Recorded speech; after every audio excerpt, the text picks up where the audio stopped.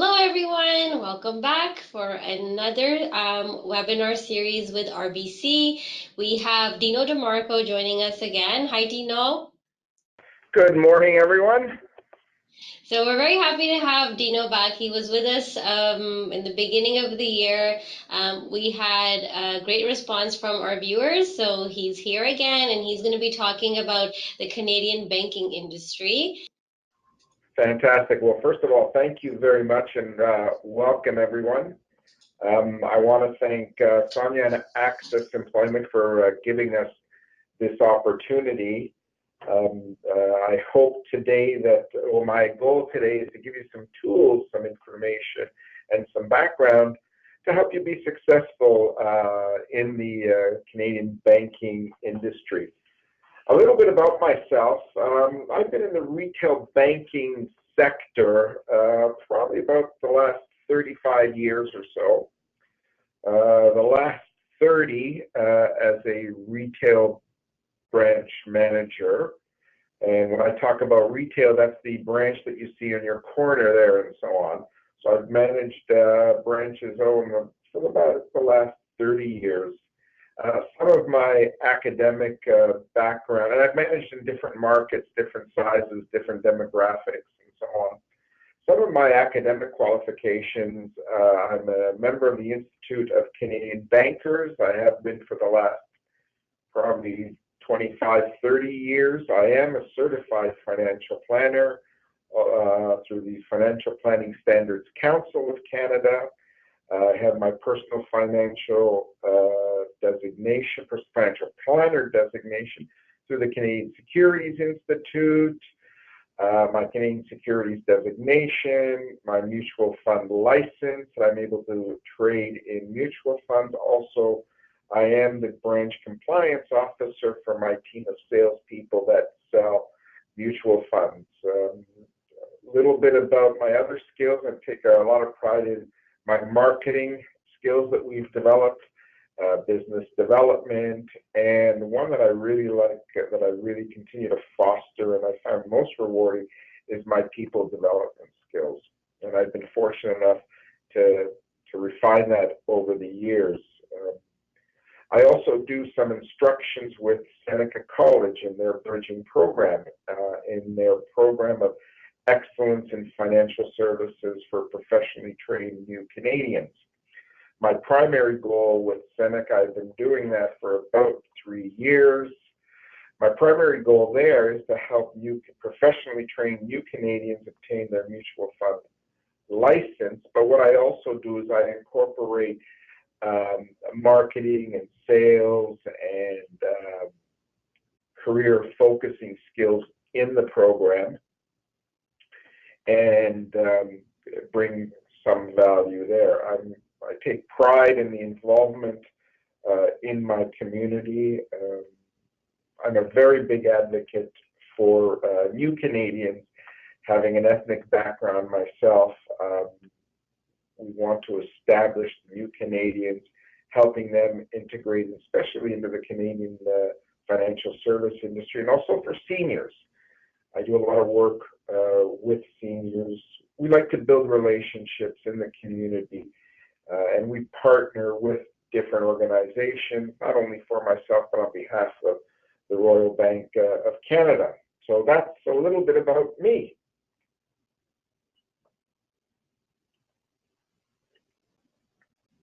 Okay.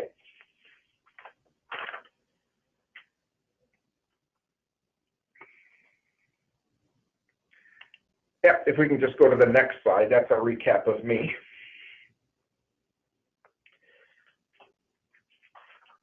So introduction. Yeah, so Dino, there's a bit of a lag. I've already changed the slides, but it's going to take a few seconds. Oh, okay. There we go. So the introduction to the Canadian banking industry. The presentation is going to discuss the importance and the role that the Canadian financial service organizations play in the Canadian economic and the development landscape. They play a huge part in the development of our economy here in Canada and internationally. helping Canada develop, and they act as a major contributor not only to the Canadian economy, but the worldwide economy, and the contributions they make to our tax base, the jobs that they create is astronomical and an excellent opportunity. And not only the domestic customers that we serve, but also the foreign customers. And finally, what we'll do is we'll take a look at what I call future-proofing your skills.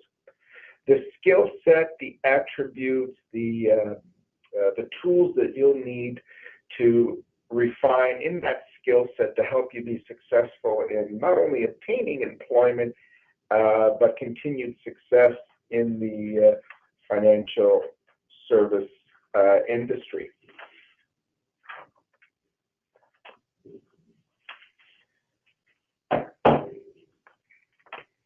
So, financial institutions in Canada.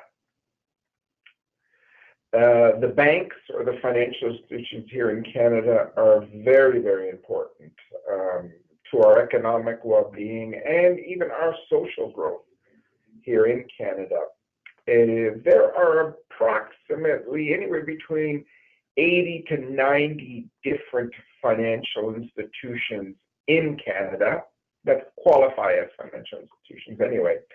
But when you think of banking in Canada, we usually like to refer to what's called the Big Five. These are the 5 largest banks or financial institutions here in Canada. The Royal Bank, Toronto Dominion Bank, the Bank of Montreal, Bank of Nova Scotia, and the Canadian Imperial Bank of Commerce. All of these operate not only nationally, but they also operate internationally, and they provide a wide range of services, both here in Canada and abroad. They operate over 18,000 ATMs. Here in Canada, they have more than 1 million financing relationships with small and medium-sized businesses. So besides our retail customers, they are hugely, hugely important to our small businesses and medium-sized businesses. A little bit about how we Canadians feel about our financial institutions. 84% of Canadians view their banks favorably. 91% of Canadians believe that the Canadian banking has become more convenient, much easier, more accessible. 76% of Canadians do their banking either digitally, online, telephone, or ATM, and that's a trend that's really, really growing and so on. They play a huge part in the employment of Canadians here. Approximately just over 275,000 people are employed in the financial service industry here in Canada. Now, having said that, Toronto is the center for the industry, and it plays a huge, huge part in the growth of our city.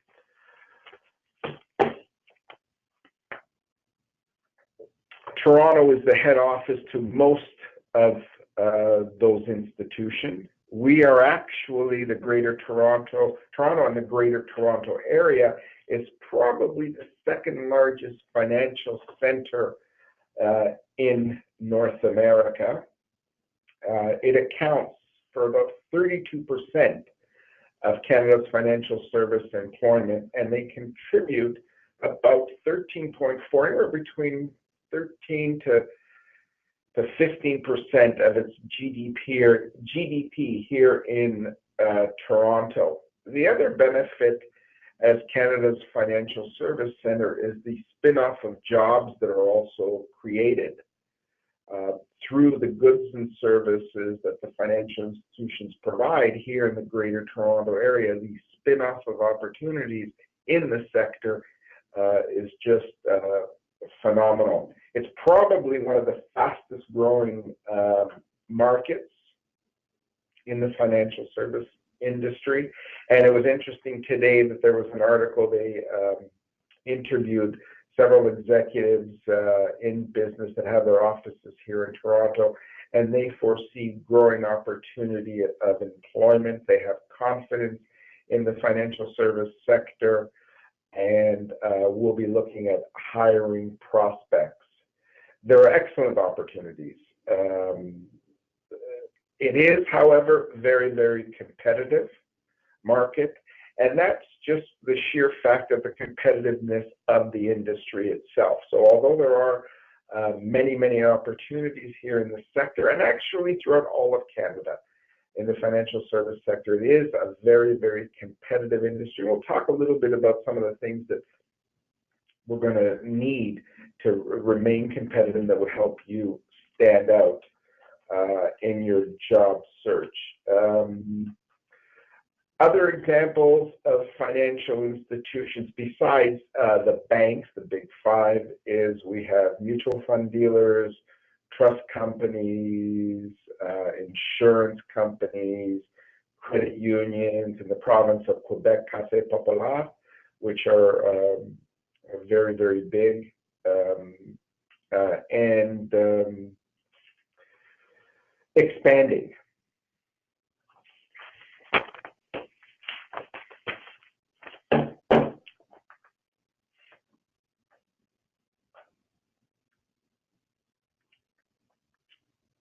So, and we can go to the next one as well, Sonia.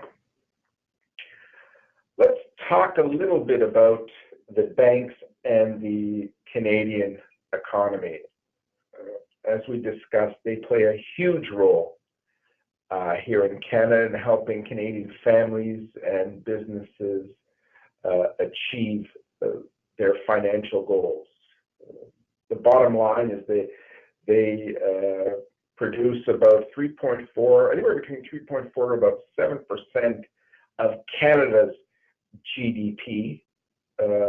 They've paid probably about $17 billion to Canadian investors via declared dividends. Also, Canadian banks in the Canadian economy are huge contributors by their growth and their profits to a lot of the pension plans that are available here in Canada. The Canada Pension Plan, which is a federally government-run plan, is a huge, huge investor in the banks, along with other municipal pension plans and so on. We here in Canada are a young country with older people. Our demographics are changing. A lot of our seniors are depending on the dividends and the growth that comes from investing in the Canadian banks to help supplement their income. In addition to that, they contribute over $10 billion in taxes paid annually. So they're a huge, huge contributor to our tax base. It is a very, very important source of revenue to Ottawa that helps fund a lot of the programs that our federal government and our provinces offer. And the federal government realizes that. And what we want to do is continue to foster that environment for them to be successful. Their digital reach is becoming wider and wider. The range of their delivery options are becoming more and more progressive. In other words, the way they deliver services, such as retail banking, corporate wholesale banking services, small business services, major purchasers of goods and services here in Canada. And one stat that's particularly of interest, especially as an employee of one of the major financial institutions, we talked about the employment opportunities. What they have also done is they have paid about $27.5 billion in salaries and benefits to Canadians. So it is a huge, huge contribution to our own personal well-being, economic well-being. The other thing that's also becoming very, very important with the Canadian banks and the contribution to the economy is they're taking a more social responsibility in world affairs. We are becoming environmentally friendlier, green initiatives, great contributions that we make to organization and causes that are of a social nature in our environment, our client base that is looking to be socially responsible and so on. So that's very, very important as Canada is trying to take the lead on the protection of our environment, and we as corporate citizens, as probably some of the largest corporate citizens, we want to contribute any way that we can there. Banks are probably Canada's top corporate donors, and one thing that really is close to my heart again is the tradition of the community participation, and again that's to give back to the communities in which we operate. So as you can see, they play a wide role in Canada. So what are some of the services that they actually provide? I think it was told to me one time that the Royal Bank has something like 900 different products and services that we offer. Now, obviously, we're not going to go into each one of them, but what I'd like to do is give you a general understanding of a generic type of scenario of the services that are provided by the banks. And we like to classify them into three separate categories: retail banking, banking for small and medium-sized business, and corporate wholesale banking. The most common, first of all, would be the retail banking. That's the one that we can mostly all identify with. That's the branch that you see at the corner, where you can go in and open up your checking account, your savings account, if you're buying a home, apply for a mortgage, credit card. And what's also happening in that sector as well is investment products and services. On the retail side, we're starting to focus on the retail customer, because what is also starting to happen here in Canada as the baby boomers age and so on, a lot of retail customers are going to be inheriting large sums of money.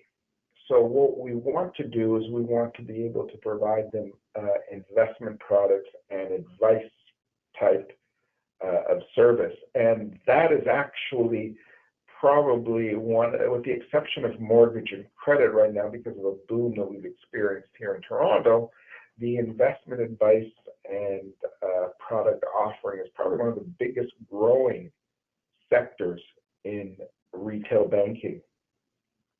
We also provide services to small and medium-sized businesses. In Canada, what's starting to happen now, small businesses are taking over as one of the major contributors, or a large contributor to the Canadian economy, and the banks are starting to see that there's value there, and there is a huge focus on helping small businesses with their cash management services, with financing, asset financing, also providing services that they can take advantage of. And what it does is it flows nicely into, as the business grows to a medium size or even to a large business, which then would fall into corporate or wholesale banking. And some of the things that we do there is equity underwriting, bringing their securities to the market, treasury services as these corporations grow and so on. They're looking at foreign exchange opportunities. They're looking at dealing internationally.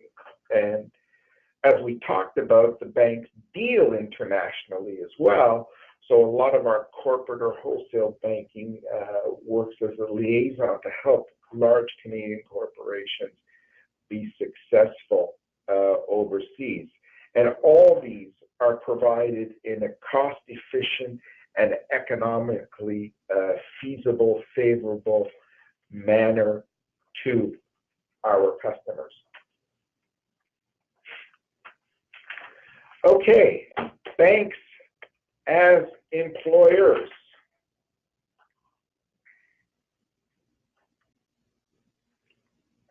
As we discussed, the financial institutions in Canada employ just over about 275,000 people here in Canada. And again, because we also operate internationally, we employ about 120,000 people outside of Canada. Technology-driven and advice-focused. The employment opportunities are in those areas, and I can't stress enough, technology is coming, and it's coming at a very fast pace. As an employer, we are taking advantage of that. However, we are also looking at that advice-based focus skill set. And I'll get into that a little bit later, in a little bit more detail. Above average salaries, flexible compensation. The beauty of the institutions here in Canada is the salary ranges, benefits that are provided, flexibility that's provided is fantastic. Another trend that's starting to happen here in Canada as employers, they are offering more and more what is called incentive or flexible compensation, where what that basically means is it allows opportunity for incomes to be increased, and it's based on performance results and a variety of other factors. So above and beyond a salary that's provided, if certain matrices are met, your income potential is greater. So just to give you an example, when I was first employed with a major financial institution, my base salary consisted of my income, my total employment income consisted of about 90% from a base salary and about 10% flexible or incentive-based compensation.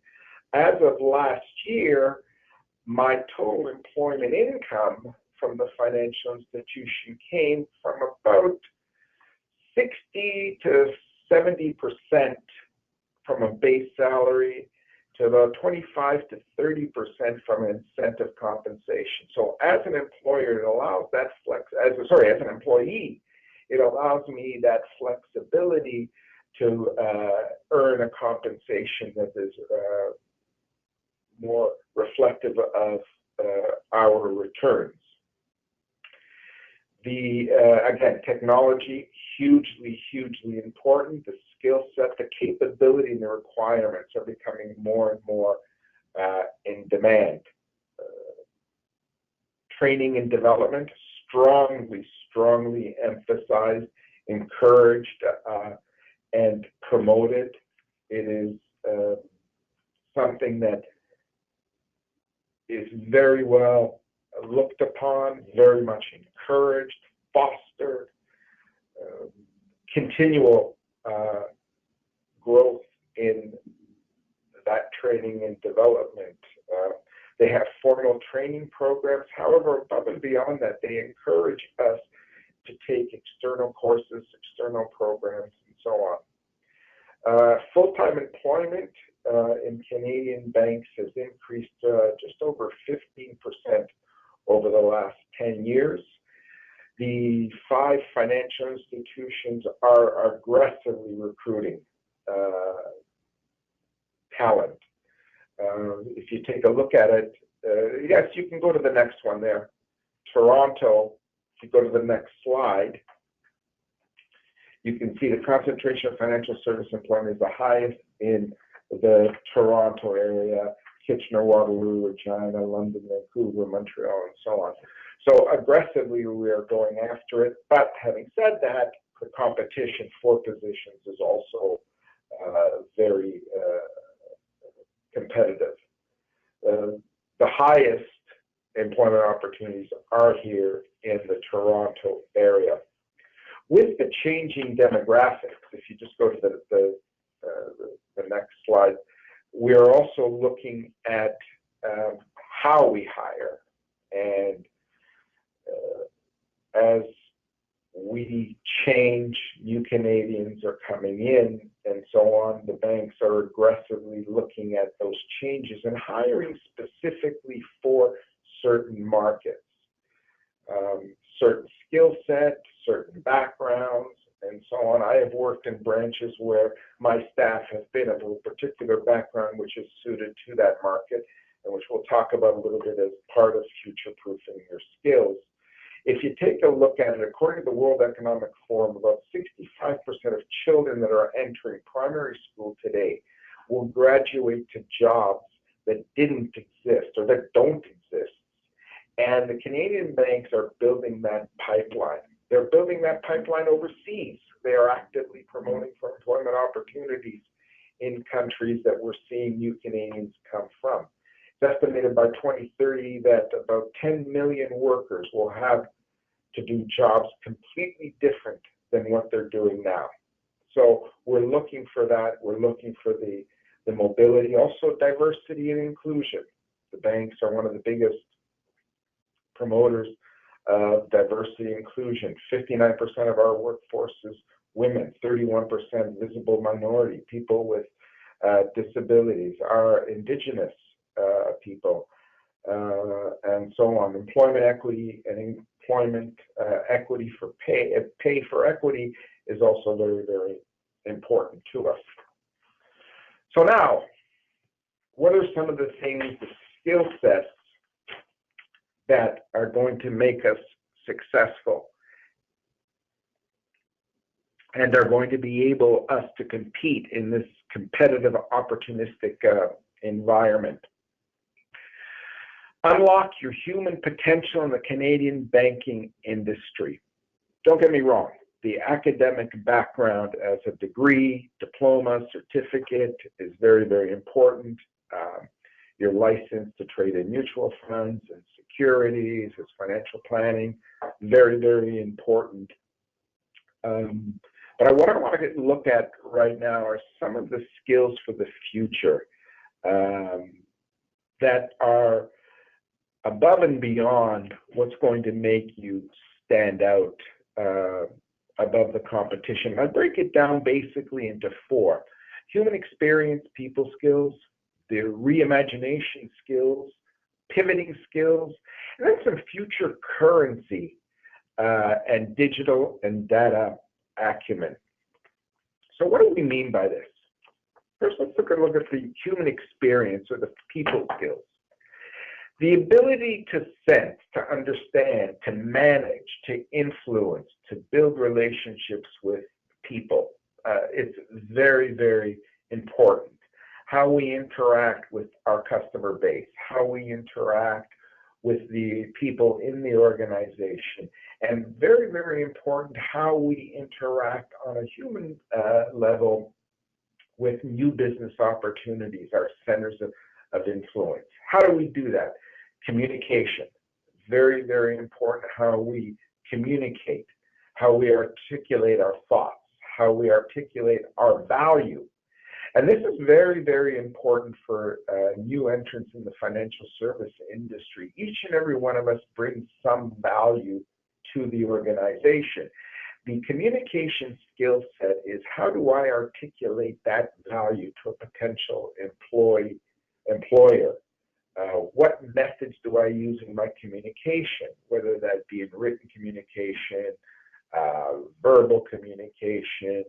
So it's very, very important. And how do I take that communication skill set and apply it to expanding my customer base, meeting my goals? Do I communicate clearly, concisely? Is it relevant to the point that we're discussing? Am I listening? And listening is part of communication. When we think of communication, we think, well, okay, how am I talking? How do I come across and so on? Well, listening is very, very important. How am I listening? What am I hearing? How do I communicate back my understanding?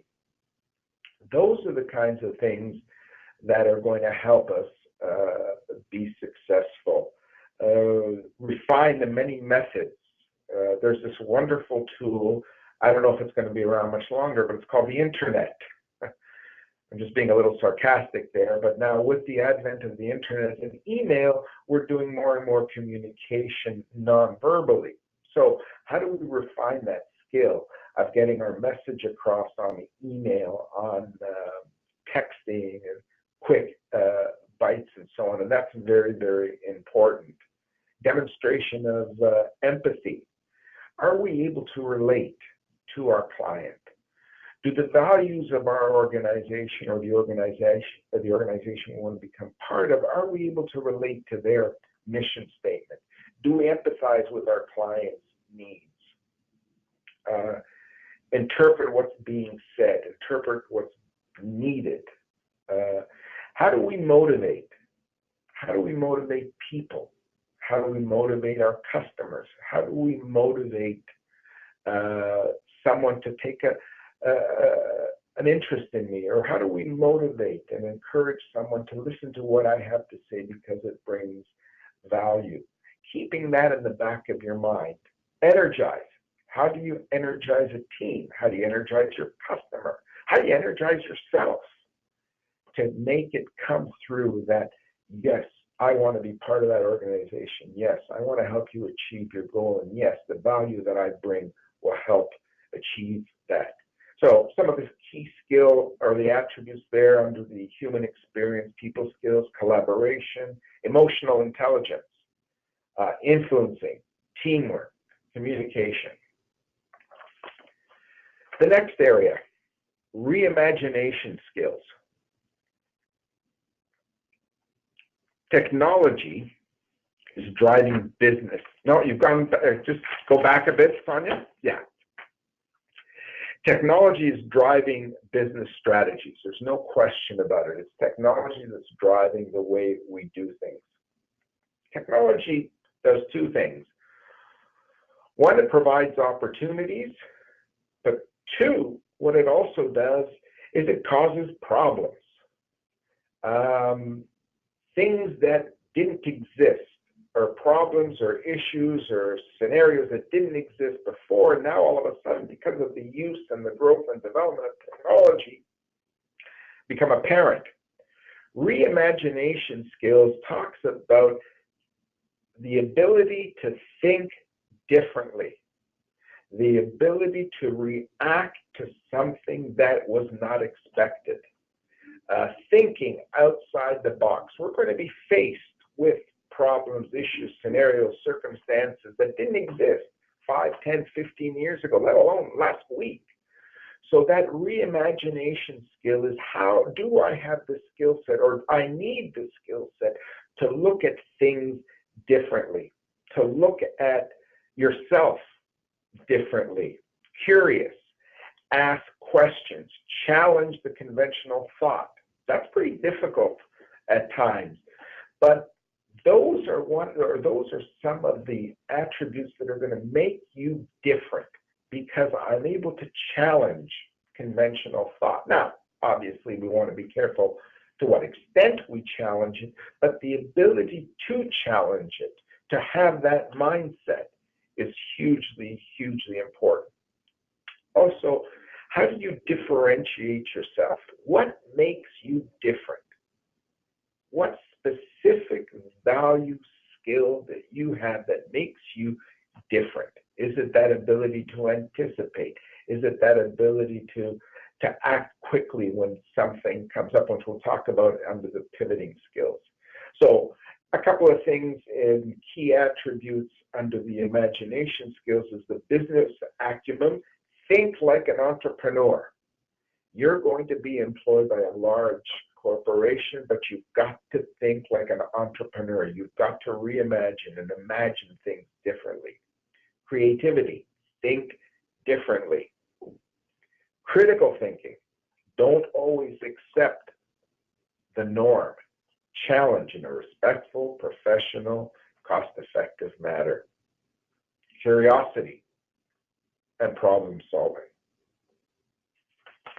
One final one would be the pivoting skills. Politicians are very good at this.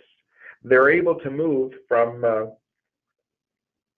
one topic to another very, very quickly and adapt to what's coming at them and so on. But you and I, as potential employees and bringing value to an organization, have to have that same type of skill. The world is changing. The work environment is changing, and the pace of the change is going to be even greater. So it's very, very important that we have that ability to pivot or to change or to adjust or to accept. We must have a mindset with a willingness to learn. Well, I've been doing this for 35 years. What can I learn? Well, they can't teach me anything more. No. Every day is a different thing. And then what I must have that ability is to pivot. I did something one way. I've learned something. I must have that ability to now change and of the way I'm going to do things. Change and pivoting is uncomfortable because we're leaving our comfort zone, but it's that ability to change as needed, and how quickly we do it is very, very important. Disruption happens.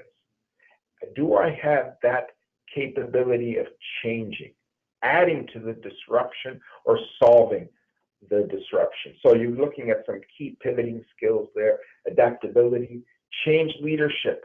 Pivoting is very important as you progress in your career in leadership. A leader is one that can foresee what's coming down the road, being able to change, and then more importantly, helping his team or her team change and pivoting. Coping skills. How do you cope with things that are coming your way? Are you able to cope? Are you able to deal with it and so on? And how quickly do you change to deal with it? Learning agility, being very, very quick to adapt, being agile, and resilience. You have to be resilient. In other words, you have to be able to persevere, to keep at it. Well, okay, I've now changed from one skill set to another. I'm set. No. You're going to have to pivot again. You have to be resilient to the things that are going to be coming at you all the time. Future currency, digital and data acumen. Data and digital go together. Everything is analytical, data-based. They have algorithms for all sorts of things nowadays. You've got to have a good understanding of the data that's being presented to you. In the financial service industry, we have tons of data coming at us all the time. The key in your skill set is understanding, interpreting, and applying the data to your goal. That is the skill set. The data is going to keep coming at you. How you take that data, how you take that information, apply it to achieving your goal, achieving your customer's goal, achieving your team's goal, helping your staff develop it. That's very, very important. Digital, again, technology, which we talked about, digital savvy, being familiar with the digital tools that are available, and especially in the financial service industry, what is happening is with the advent of digital delivery methods, being comfortable with it. But again, it's only a tool. The skill set comes in understanding the tool, the digital capability that you have, and then applying that or using that tool to achieve your goal. Understand how technology drives business decisions.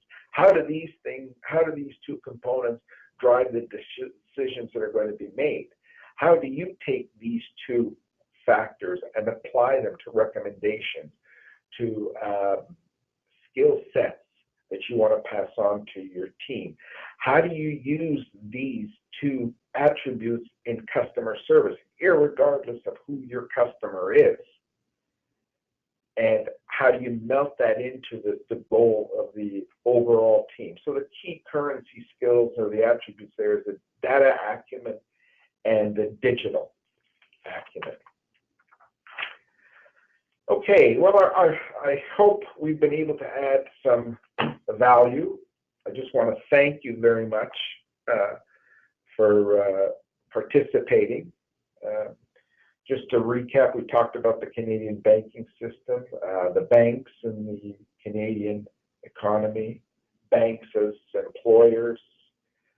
Hopefully I've given you some insight into some of the skill sets that are required. I just want to leave you with this. I'm very proud to have been working in the banking industry for so long, and hopefully we'll be working in it for a few more years. It is a growing, dynamic, multifaceted industry here in Canada. The wealth of opportunities are humongous. It's innovative. They're large contributors to Canada and globally. And the social aspect of helping our communities grow and prosper makes me very, very proud to be part of the industry. And I wish you all very much success. Thank you very much. Thank you so much, Gino. That was a lot of information.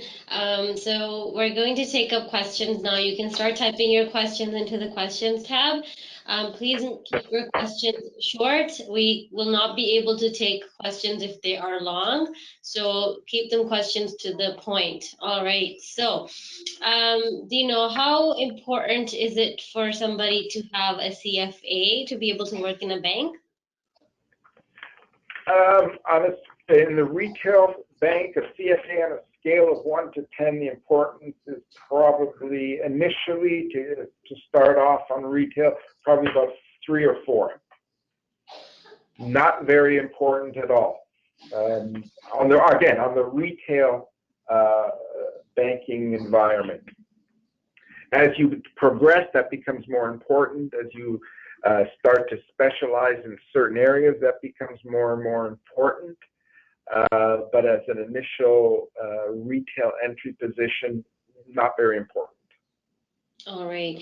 And if someone has, so Svan has a question here. He's been working in a government bank in India.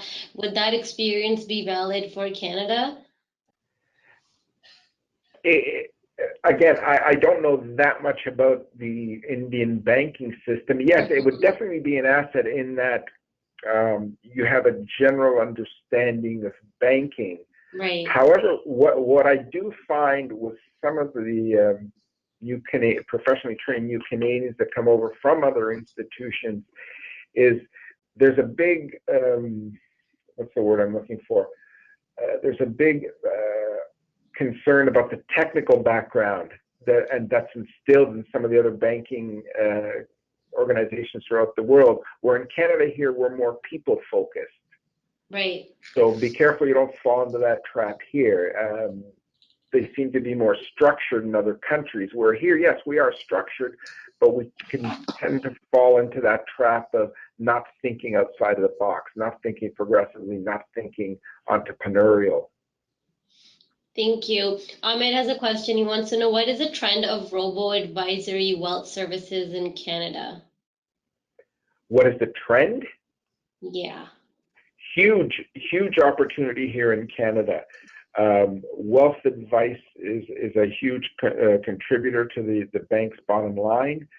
We're investing huge amounts of dollars into the technology to develop that line of business. And what's happening in Canada, as I mentioned, we're a young country with old people. No offense to anyone, but there's a huge amount of wealth that's being transferred to the baby boomers. And the banks realizes that people are going to need wealth management. So we're investing large amounts of money in that area.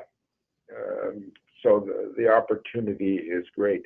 And with the exception of what's happening here, basically in Toronto and Vancouver, it's outpacing credit, so mortgages. So tremendous opportunity. It's probably the biggest growing area. Can you name some positions that people can target with that background? Yeah, you've got financial planning, investment, retirement positions, account managers with one of our subsidiaries, Dominion Securities, in a branch level, a financial advisor, wealth advisor with a subsidiary. There's just a wide range. Okay. Thank you. The next question here is from Haviland. Wants to know, and I guess a lot of people probably have the same question. If someone wants to start a career in banking, what types of certifications or courses could they take? Well, okay. Besides a basic type of business degree, diploma, certificate, another one would be their mutual fund license through the Investment Funds Institute of Canada. So that would be a very, very beginning basis. So we call it the IFIC, Investment Funds Institute of Canada. That'll allow you to originally sell and recommend mutual fund portfolios. That would be the entry level that we'd be looking for. Then once after that, as you start to grow and develop, the Canadian securities license would be another one. If you then want to specialize into more detailed or more refined financial advice, the Certified Financial Planners designation. Thank you, Dino. Yeah, go ahead. So I would go with the IFIC, the Investment Funds Institute of Canada. Yes. That's mutual funds, then your Canadian securities, and then either your personal financial planning designation or your certified financial planning designation. Thank you. Next question is a little specific to Jessim. He's saying, would you have any advice for people who have international experience in the payments space and wants to work in the same issuance acquiring domain and banks? I don't know that would, the payments area would probably fall under our corporate or product management. I don't know offhand what type of opportunities would be there. Mm-hmm. The only thing that I can say, a lot of that type of those types of opportunities are going to probably be technology based and digital based. Mm-hmm. But you know what, the skill set that we talk about in regards to communication, empathy, and so on, those are still attributes that you can apply to even those types of positions. But I really don't know that much about it, but with the exception of it's probably very, very technical and digitally based. What we're also doing actually in some of those areas, we're actually farming them out. In other words, we'll have other companies do a lot of that stuff for us because they can usually do it much quicker, more efficient, and so on. So we'll employ third parties to do our payments. We'll employ third parties to do our letters of credit collections and so on. Right. Okay. So yeah, no, I think that answers it. And Nelson has a question here. Is it possible for newcomers to get hired from their home country, or should they apply after they've come to Canada? We do have certain initiatives that we work with some countries or some financial institutions abroad. I don't know offhand how that works. We have subsidiaries all over the world. The best bet is for them to contact us, one of our subsidiaries over there. On retail side, it's probably best once they're here in Canada. Okay. And what is the best time of the year when banks are really hiring? Today. Yeah, that's what I would say as well. There is no best time. There is no best time. We're on a continual process. You know, you'll have ebbs and flows and so on, but you know, I can't say to you, okay, this is when we're hiring in June or so on. If you've got the right skill set that we're looking for, any time is good. Any time is good. Right. And what are computer skills required to get a job in the bank, other than like Microsoft Excel? Like, do they have to be gurus at different programs? No. That's the technology acumen. A very basic type of computer literacy is good. You don't have to be a super wizard at it, and so on and so forth. You don't have to be able to create all sorts of spreadsheets and charts and so on. The key is, though, however, in that you have to have a basic understanding, a basic proficiency in those computer skills. More importantly is the skill set of taking what you create technologically and applying it to achieving your goal. That's more important than creating a huge, huge spreadsheet to the umpteenth degree and so on. Oh, thank you. And a lot of people are wondering, once you get employed, is there some sort of training that people get when they're employed? Yes, we have formal training programs. A lot of it is done online. Then there is mentorship. You're assigned a mentor that you will spend some time with, online courses, and then you will actually, on the retail side, you will actually be placed in a branch with a mentor after a certain period of time, supervised, and you start dealing with customers. So it's very, very formalized. It's also very much self-driven in that you've got to be very, very self-disciplined in ensuring that you follow through on the program. Thanks, Dino. And you mentioned all the courses that people could possibly take if they wanted to pursue a career in banking, but are they all necessary? Do people get jobs in the banking industry without taking those courses? Absolutely. Absolutely. It's totally up to, again, the IFIC on the retail side, banking, if you want to get into the advice retail side, is mandatory. That without that nowadays, again, it's because we're going advice based. So you would, but no, you don't have to go for your certified financial planner. You don't have to get your Canadian securities license. You don't have to get your certified financial analyst degree. No, you don't have to. No, not at all. All right. And is cryptocurrency doing well or being accepted in the Canadian banking industry? There's a mixed bag on that right now. Okay. There's a real mixed bag on that. All we're saying is the advice that we give to our clients is be careful. All right. And so a lot of people might have management experience from, internationally. And how do hiring managers feel about these individuals applying to entry-level positions? My experience is usually what happens is it's usually the other way around, where the individual who's applying thinks that because they came from a managerial position, it for a lack of a better word, that an entry-level position is below them, and that comes across. We as hiring managers, it doesn't matter to us. We look for the people skills. However, if you fall into the trap of what I just described, I've had that happen, then that comes across, and that's a detriment. There is no such thing as an entry level. The way I look at it, there is no such thing as an entry level position. Every position on the retail side is just as important as any other position. Be careful of the attitude that comes across when you're interviewing for a position. But no, I've interviewed PhDs.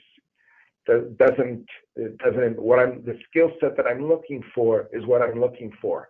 I've also interviewed MBAs who thought that they deserved a corner office and a 7-figure salary. Well, that came through, and that is more of a turnoff. If you demonstrate that people skills, what it actually does, what a good hiring manager will do is look at that as potential for fast tracking you along the way. All right, thank you. I think that answers a lot of people's questions here. We're over for time now, so thank you everyone for your questions. Dino will come back in October for another webinar, so stay tuned for that. Dino, would you like to say anything before we move forward? Again, first of all, I want to thank Sonia and ACCESS. You guys are doing a fantastic job. Thank you for allowing me the opportunity on behalf of the Royal Bank. We really appreciate that, and we look forward to doing some more work with you. All of the participants, please consider the financial service industry here in Canada. We are growing. We are looking for talent, the right talent. I hope that we've been able to bring some value, some insights today, and I wish you all the best of luck. Thank you, Dino. And a lot of people are wondering, how can you apply to jobs at RBC? There's a link right here, rbc.com/access, Yep. or you can go to the RBC website, go to the careers page, and you can apply online. That's the best way to apply for jobs in Canada, is to go onto the company website and then apply over there. And then thank you so much again, Dino. That was, again, very informative, and you answered a lot of questions. So we look forward to having you back in October. And for people who still have some questions that were very general about resume writing or interview tips or networking, you can check out our website. Go click on eAccess, and you can see all these tiles over here. There's also past RBC webinars on there as well. You can check out Dino's past webinars on there as well. Our next RBC webinar will be hosted on Monday, September 30th, and that is by Vivian Lee, who's in HR at RBC, and she's going to be talking about mastering your job search, and she's open to questions that day as well. And our immediate next webinar is this Thursday, September 12th. It is the CPA information session. So if you're interested in getting your CPA, please watch, and we'll see you then. And you can go to our webpage, our website, to register for all these webinars. And if you are on your way to Canada and you have your PR, you could be eligible for our Canadian Employment Connections program, and we help you with your job search before you even land in Canada. So if you belong to any of these sectors, engineering, finance, HR, IT, sales and marketing, supply chain, and entrepreneurship. So if you're interested in opening your own business, you email cpc@accessemployment.ca, and we will be more than happy to help you with your job search. And add us on Instagram. We are now on Instagram as well. We are very active on our social media. So that's Instagram, Twitter, LinkedIn, and Facebook. Follow us if you want to know what's going on. I mentioned that we have online open houses from employers and virtual job fairs that we host online too. This is always posted on social media. So if you want to know when the next one's happening, probably stay tuned and see what we post on social media. Dino, again, I'd like to thank you very much. You're always willing to help our viewers and bring these presentations to us. We really appreciate it. Thank you, and I hope you have a great day. And Thank you. thank you, everyone else as well. I hope everyone has a great week ahead.